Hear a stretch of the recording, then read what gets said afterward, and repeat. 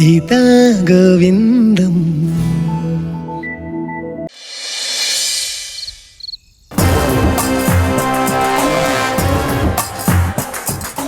తప్పు చేశారు సాయి. ఇక్కడే ఉండుంటే ఏదో ఒకటి చేసి మీ పెళ్లి జరిపించుండేదాన్ని. కానీ ఇప్పుడు అవకాశమే లేకుండా పోయింది. కనిపిస్తేనే నీ ప్రాణాలు తీసేస్తారు. నీకు ఎంత చెప్పాను జయమ్మ, నా మీద ఆ మాత్రం నమ్మకం లేకుండా పోయిందా? ఎందుకు తొందరపడ్డావు? ఈ పెళ్లి జరిగితే సాయితో బతకలేనని భయంతో వెళ్ళిపోయావు. కానీ ఇప్పుడు సాయి దొరికితే ముక్కోటమ్మ బతకనిస్తుందా? అసలే పరువు కోసం కన్నబిడ్డల ప్రాణాలు సైతం తీస్తున్న రోజులివి. నాతో ఒక్క మాట అయినా చెప్పకుండా ఎంత పని చేసావు జయమ్మ. మన పెళ్లి జరగాలంటే ఇంతకు మించి వేరే దారే లేదు కదా. ఇంట్లో వాళ్ళని ఒప్పించడానికి అక్క చాలా ప్రయత్నించింది, అయినా కుదరలేదు. అందుకనే వచ్చేసాం. తప్పేం కాదు కదా. ఇక అక్క అంటావా బాధపడుతుంది, కానీ మనల్ని అర్థం చేసుకుంటుంది. ఎక్కడున్నా మనం సంతోషంగా ఉండాలని దేవుణ్ణి కోరుకుంటుంది. నిజంగానా? నిజం చేయమ్మా. కొన్నాళ్ళకి అత్తయ్య మనసు కూడా మార్చి మనల్ని ఇంటికి కూడా తీసుకెళ్తుంది చూడు. ఈలోగా ముక్కోటమ్మకి దొరికితే అప్పటికి పెళ్లి చేసుకుంటాం కదా. చందుకు చెప్పి రిజిస్టర్ ఆఫీస్కి వెళ్ళి పెళ్లికి ఏర్పాటు చేస్తాను. మనకు పెళ్ళైపోయిందనుకో, మనం మేజర్లం కాబట్టి మనల్ని విడదీసే హక్కు ఎవ్వరికీ ఉండదు. ముక్కోటమ్మ వచ్చినా కూడా పోలీసులు మనకు అండగా ఉంటారు. కానీ అంతవరకు మాత్రం మనం ఎవరికంటా పడకూడదు. చాలా జాగ్రత్తగా ఉండాలి. అర్థమైందా? తిను. పిల్లని చూడటానికని పెండ్లి సూపులకి పోతే ఇప్పుడే వస్తానని చెప్పి పిల్ల అన్న బండి తీసుకుని ఎడుకు పోయింటాడు.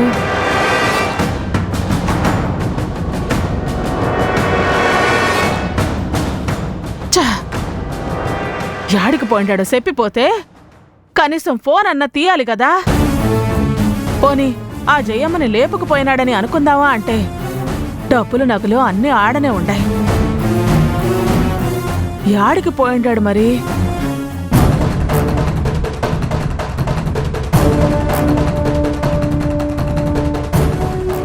అత్తయ్య ఏంది మే? భోంచేద్దురుగాని రండి అత్తయ్య. భోంచేయాలనా? భోంచేయాలనా? ఎట్టా ముద్ద దిగుతాదనుకున్నావు మే? పొద్దున్నే హైదరాబాద్ పోతాండారు కదా, ఆ తీసుకుపోయినోడ్నే సంపి దాన్ని జుట్టు పట్టుకొని ఈడ్చుకొచ్చేదాకా పచ్చి మంచినీళ్ళు కూడా ముట్టేదేలే.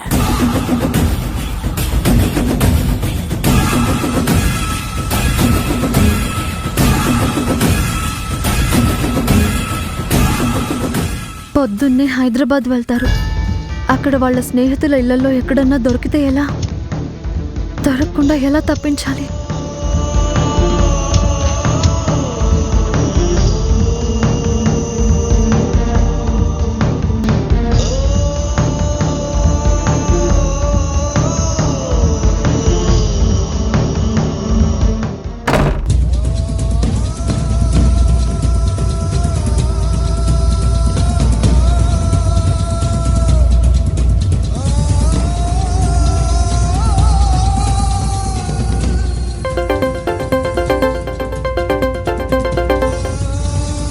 హలో అరవింద్, గీతని మాట్లాడుతున్నాను. గీత, నువ్వా? ఈ టైంలో ఫోన్ చేసావేంటి? అంతా ఓకే కదా? కాదు అరవింద్, చాలా పెద్ద ప్రాబ్లం వచ్చింది. ఏమైంది గీత? మన సాయి జయమ్మ ప్రేమించుకుని ఇంట్లో నుంచి వెళ్ళిపోయారు అరవింద్.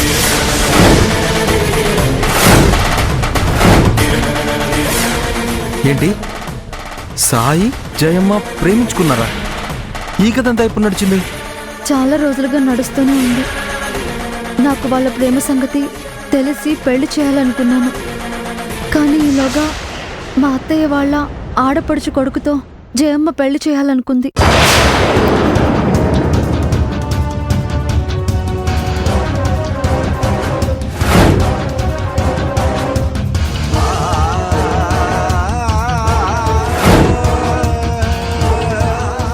అదే జరిగింది అరవింద్.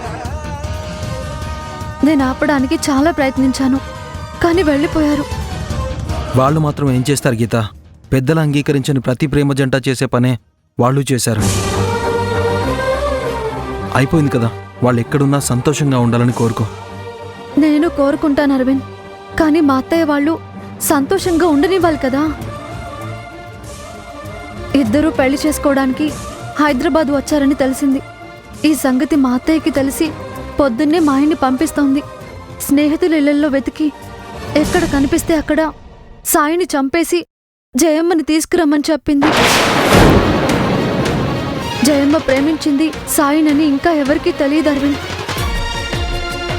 అందుకే నేను ఇంకా ఇలా మాట్లాడే పరిస్థితుల్లో ఉన్నా.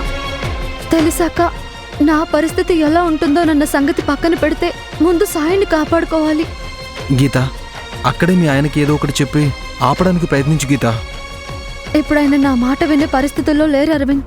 పైగా మా అత్తయ్య ఒక మాట చెప్తే ఆచరించి తీరాల్సిందే. రేపు సాయి దొరికితే భార్య తమ్ముడు కదా అని కొంచెం కూడా జాలి చూపించరు, చంపేస్తారు. అందుకే నీకు ఫోన్ చేస్తున్నాను అరవింద్. ఈ విషయం ఎలాగైనా సాయికి జయమ్మకి తెలియాలి. ఎవరికంటా పడకుండా జాగ్రత్తగా ఉండమని చెప్పాలి. అలాగే గీత, వాళ్ళు ఎక్కడున్నారో తెలుసుకునే ప్రయత్నం చేస్తాను. నాకు సాయి ఫ్రెండ్స్ కొంతమంది పేర్లు తెలుసు. నితిన్, కిరణ్, చందు. వాళ్ళల్లో ఎవరింటికైనా వెళ్ళుండొచ్చు. గీత, అవన్నీ నేను చూసుకుంటానులే గీత. ఒక ఫ్రెండ్ని పట్టుకుంటే మిగతా వాళ్ళందరి డీటెయిల్స్ అవే తెలుస్తాయి. నువ్వు ధైర్యంగా ఉండు గీత. సరే అరవింద్.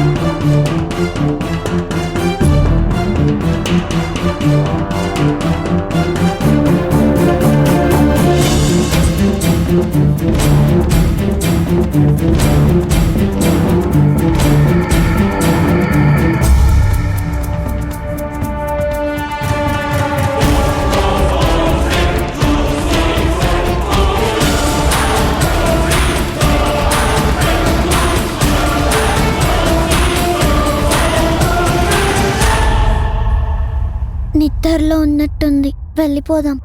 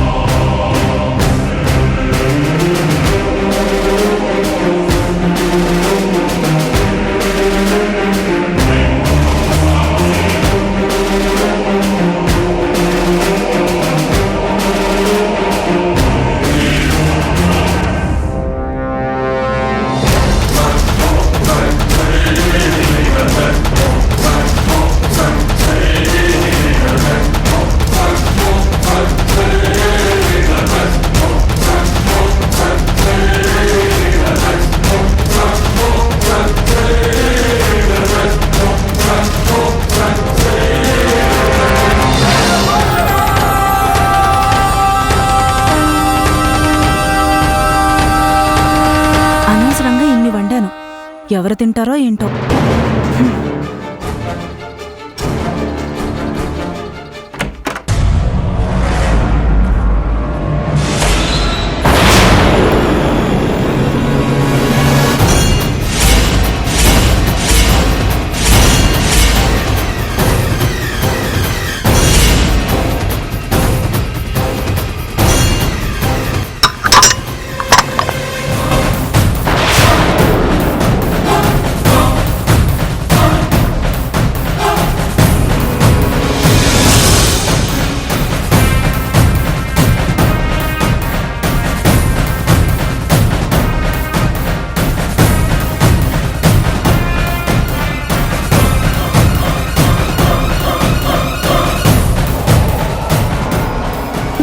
వచ్చావేంటి జాబిలి?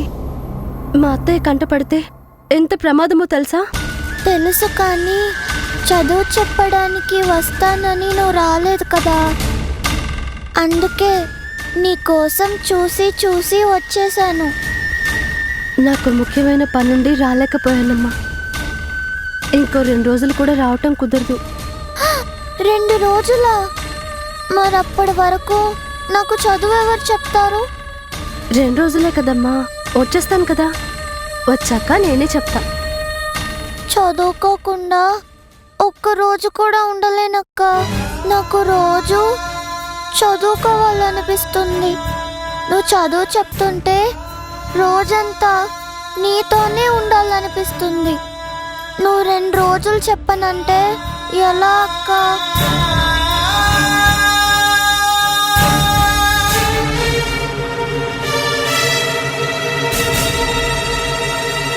చదువు అంటే ఎంత ఇష్టం తల్లి నీకు.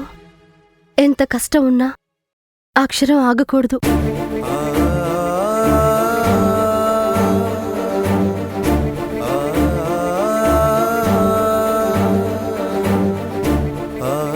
నేను రాలేకపోయినా ఈ 2 రోజులు నువ్వు చదువుకునే ఏర్పాటు చేస్తాను. నువ్వు రాకుండా ఎలా అక్క? చెప్తాను.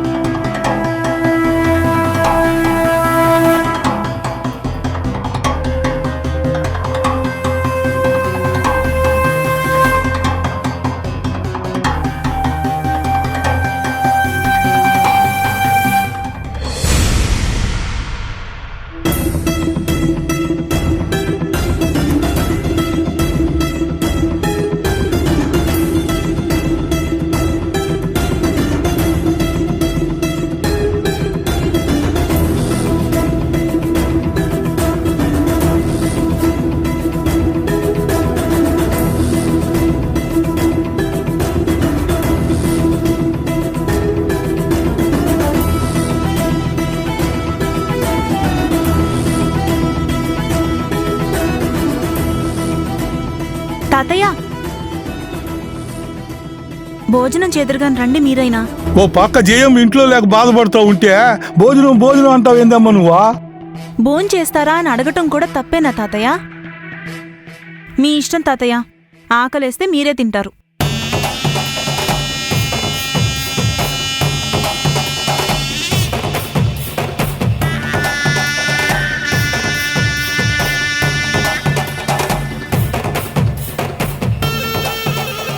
ఒక్కరు కూడా ఈ పెళ్లి జయమ్మకి ఇష్టం ఉందా లేదా అని ఆలోచించలేదు.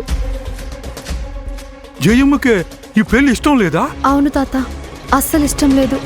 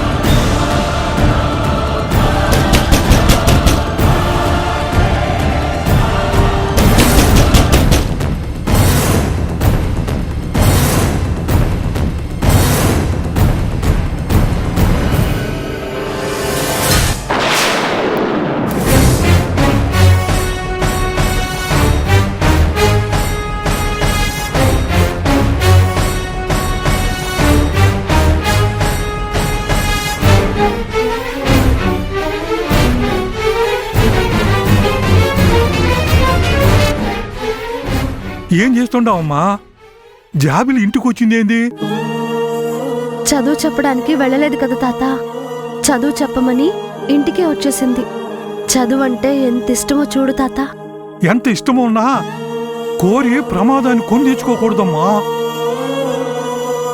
ముక్కోటమ్మ జాబిలిని చూడటమే ప్రమాదం అనుకుంటే ఏకంగా ఇంట్లో నీ చదువు చెప్తా ఉండా. ముక్కోటమ్మ చూస్తే ఇంకేమన్నా ఉండాదా? తెలుసు తాత. ప్రతిరోజు చదువు చెప్పడానికి వెళ్తే ప్రమాదమని ఒకేసారి చీర మీద అక్షరాలన్నీ రాసిస్తున్నాను. ఇవి పూర్తిగా నేర్చుకునే వరకు నేను వెళ్లాల్సిన అవసరం ఉండదు కదా. మంచి పని చేస్తుండావమ్మా. నేను బయట ఉండే ముక్కోటమ్మ రాకుండా చూస్తాలే గానీ నువ్వు తొందరగా రాయించి పంపించు. ఆ?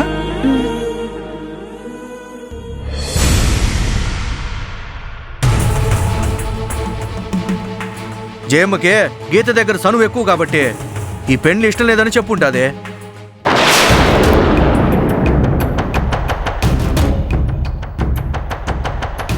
జయమ్మ గురించి ఇంకేమైనా తెలుసుండాదేమో. గీతనెళ్ళి కనుక్కోవాలా. మంచిగా చదువుకో తల్లే. చాలా రోజులకే ఈ ఊళ్ళో ఎలుగుతున్న చదువుల దివ్యవి నువ్వే. అలాగే తాత.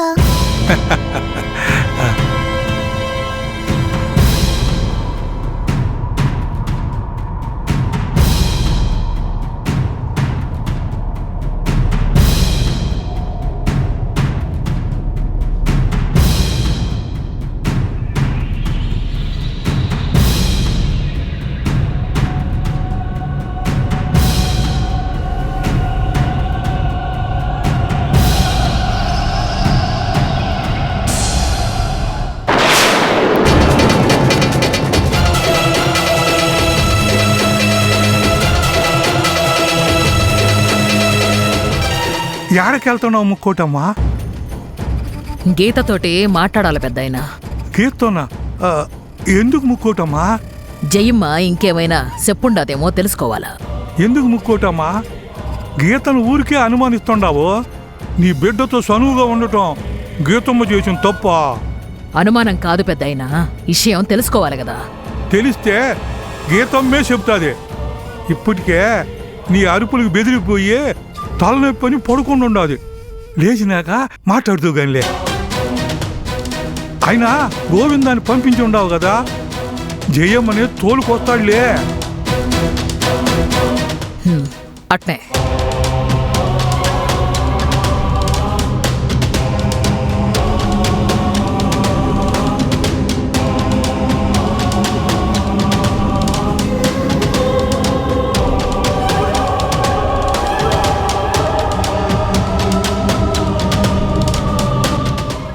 నేను ఊరెళ్తున్నాను. 2 రోజుల వరకు రాను. అంతవరకు ఈ చీర నీ దగ్గర భద్రంగా దాచుకుని దీని మీద రాసినవన్నీ నేర్చుకో, సరేనా? సరే అక్క. మరి నాకులాగే ఊర్లో పిల్లలందరికీ కూడా చెప్తానన్నావు కదా, ఎప్పుడు చెప్తావు? సమయం వచ్చినప్పుడు తప్పకుండా చెప్తాను. కానీ నువ్వు చదువుకుంటున్నట్టు ఎవ్వరికీ తెలియనివ్వకు. జాగ్రత్త. సరే అక్క.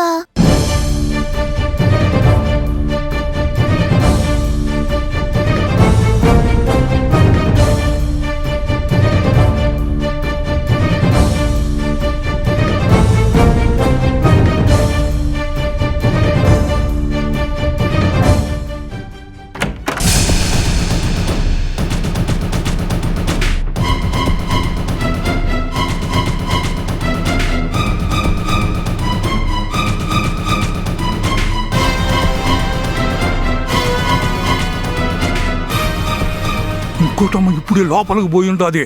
పంపించమ్మా, తొందరగా పంపించు.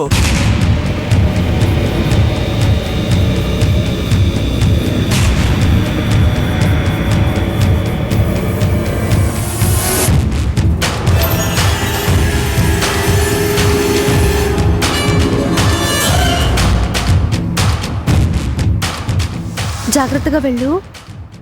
సరే.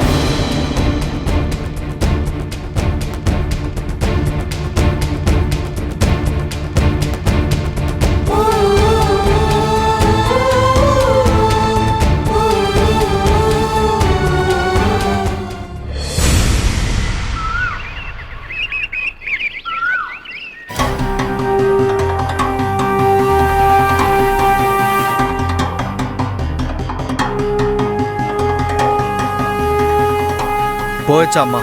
చెప్పింది గుర్తుండాది కదప్ప. ఓడు సావాలా, జయమ్మ రావాలా. పోతాండ కదా, నేను చూసుకుంటానమ్మా. ఏమండి, నేను మీతో వస్తాను. నువ్వేడికి మే? వాడు బట్టలు నగలు కొనటానికి పట్నం పోతాడా ఏమే? కాదత్తయ్య, కానీ నేను వెళ్తాను. ఇదంతా నా వల్లే జరిగిందన్నారు కదా, నేనే దగ్గరుండి జయమ్మని తీసుకొస్తాను. ఏమీ అక్కర్లేదు మే, ఇది ఆడోళ్లతో అయ్యే పని కాదు. వాడు పోయి వచ్చాళ్లే. అది కాదత్తయ్య. వద్దని చెప్పిరా కదా. ఇప్పుడోడు నిన్ను తీసుకుపోవడం అంటే పెళ్లికి పోతా పిల్లిని సంకర పెట్టుకుని పోయినట్టే. ఆడవోడు కత్తో కర్రో దియ్యాల్సి వచ్చే నువ్వు అడ్డుపట్టం తప్ప ఉపయోగం ఏమీ ఉండదు మే. అయినా ఇప్పుడిక్కడ నువ్వే కారణమని ఏమీ అంటోలేదులే గాని నువ్వు బయలుదేరప్పా.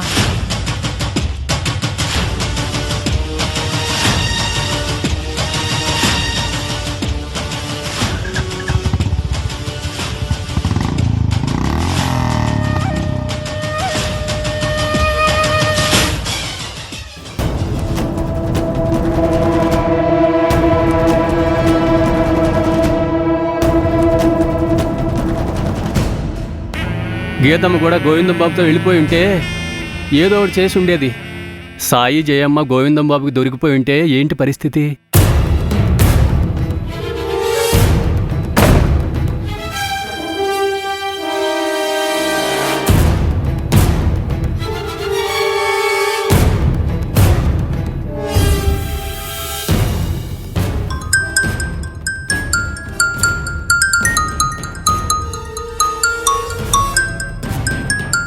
హలో, తమ్ముడు కోసం ఎదురు చూస్తున్నావా అమ్మా?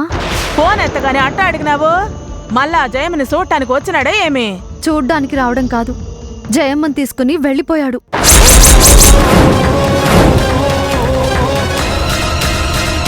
ఆయన ఇప్పుడే హైదరాబాద్ బయలుదేరారు. ఏ క్షణంలో అయినా రావచ్చు. ఆయన వచ్చేలోగా జయమ్మ సాయిలని అక్కడి నుంచి తీసుకుపోవాలి అరవింద్. అలాగే గీత, ఇప్పుడే చందు రూమ్కి వెళ్తున్నాను. తొందరగా పెళ్లి చేసేసుకుందాం సాయి. నా మెళ్ళో నువ్వు 3 ముళ్ళు వేసే వరకు నువ్వెక్కడ దూరం అయిపోతావోనన్న భయం వెంటాడుతూనే ఉంటుంది. చందు అదే పనిలో ఉన్నాడు జయమ్మ. రిజిస్టర్ ఆఫీస్కి వెళ్ళి పెళ్లి చేసుకోవడమే.